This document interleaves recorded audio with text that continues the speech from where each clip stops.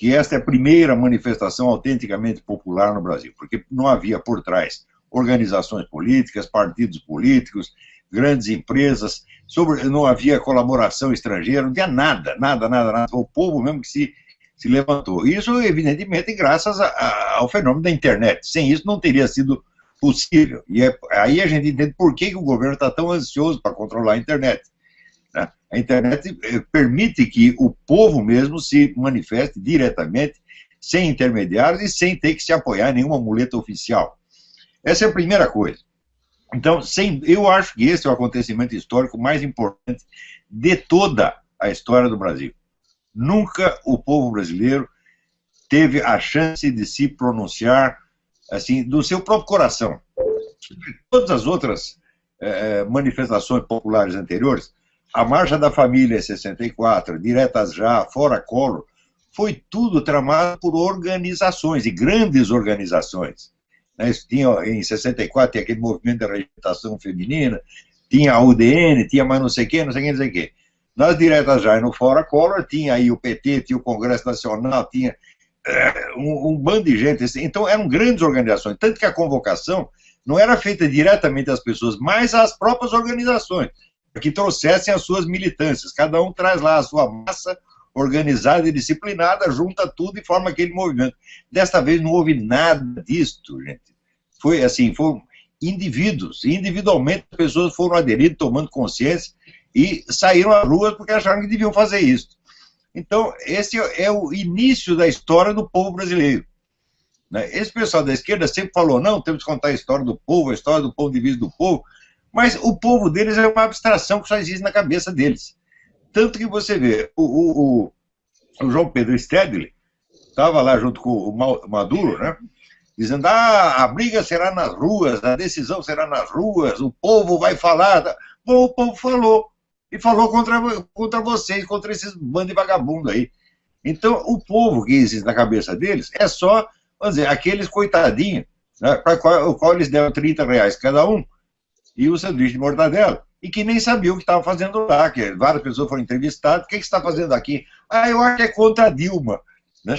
Quer dizer, um negócio ridículo, uma manifestação pífia, deplorável, miserável, pior que o exército Brancaleone, tá entendendo? Uma coisa medonha, né? O maior fiasco, o maior vexame da história nacional, seguido deste momento de força e de glória, em que o povo realmente se manifestou. Então, tudo isso é um motivo de grande júbilo para todos nós. Você vê a força de um povo que toma consciência das coisas e age, e decide realmente ele ser o autor da sua própria história, é uma coisa muito impressionante. Né? O pessoal, quando eles reconhecem que tem 1 milhão, é porque tinha 3. Nós sabemos perfeitamente disso. Eu nunca vi nenhuma manifestação deste tamanho, foi a maior da história, a mais importante e a mais espontânea. Então esse é o primeiro item. Segundo item, o que os alvos desta manifestação, o que os alvos de toda essa hostilidade e desprezo estão fazendo? Então, primeiro lugar, estão se fazendo de mortos. Né? Diz que ia ter um pronunciamento que agora não vai ter mais. E, em segundo lugar, começa a inventar algum esqueminha para ver o que dá para salvar isso aí. E nesta operação de gerenciamento de danos, o principal instrumento é mídia. Né? A mídia, você vê, esse pessoal é tão cínico que outro dia veio a entrevista do seu Leonardo Boff, dizendo, olha, quem montou isso foi a grande mídia. Ora, nós todos sabemos que a grande mídia boicotou esses protestos o quanto foi possível, mesmo depois deles terem começado, eles minimizavam e tentavam, vamos dizer, atribuir ao movimento outros objetivos que ele não tinha. Quando teve as primeiras passeatas, né, em 15 de novembro, eles tentaram carimbar aquilo como um movimento militarista, que queria um golpe militar, quando a maioria não estava falando nada disso. Né?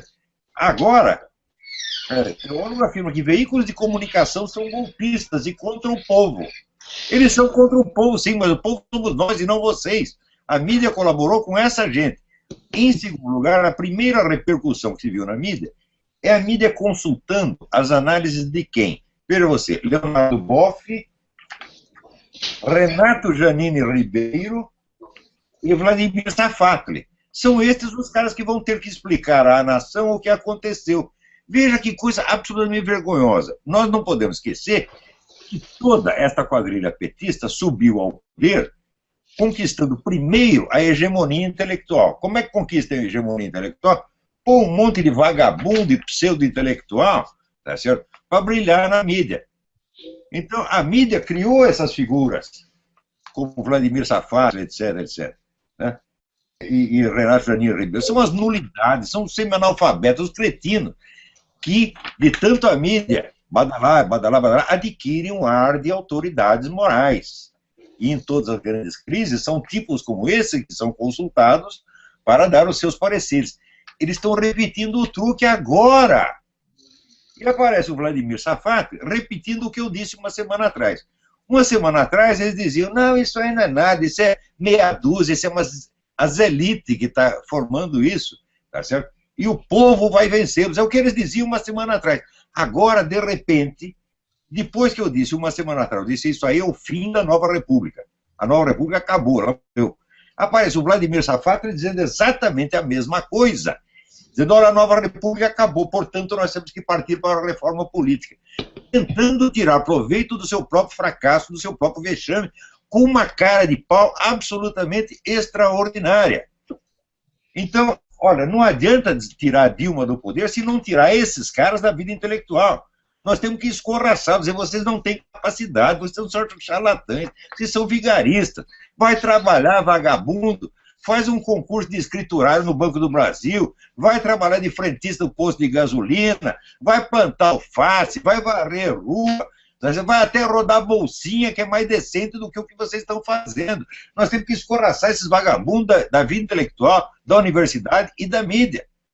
Ora, a mídia no Brasil também é puro blefe, porque eu digo para você, se eu não tivesse sido botado para fora de toda a grande mídia, eu não teria a influência que eu tenho. Se eu estivesse falando na Globo, no horário nobre, não teria a influência que eu tenho. Porque no Brasil, tudo isso, a mídia, os jornais no Brasil, eles vendem hoje o que eles vendiam nos anos 50 do século passado. São umas coisitas de nada. É tudo blefe. Essa mídia não tem poder nenhum, assim como o PT não tem poder nenhum. Eles mantiveram a nação calada, assustada, durante 30, 40 anos, na base do blefe.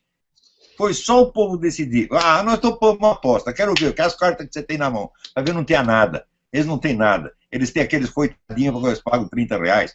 Isso é o exército do Stedley. Esse é o povo do qual eles falam. Tá certo?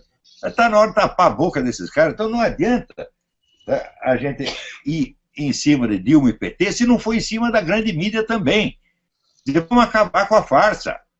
Esses caras não têm nada para dizer. Eles só têm que... Estão tentando repetir a mesma mentirinha de sempre, maquiar um pouco e vender de novo a mesma mentira. Né? Você vê, este sem vergonha deste Renato Janine Ribeiro tem a cara de pau de dizer que não tem nenhuma organização de extrema esquerda agindo. É a extrema direita que está em todo lado. Eu disse que o TMST não existe mais? Com toda a sua militância armada? Como é que não existe, seu Janine? Do que você está falando? Vai mentir na puta que eu pariu. Né? Você criar essas figuras com esta aparência de respeitabilidade, isto foi o começo da tomada do poder. Conquista da hegemonia intelectual. A hegemonia intelectual não quer dizer que você seja intelectualmente superior ao outro, não. Quer dizer que você ocupa mais espaço. Expressão do Antônio Gramsci, ocupar espaços. Onde ocupa espaço? Você ocupa espaço nos cargos, mas você também ocupa espaço na mídia.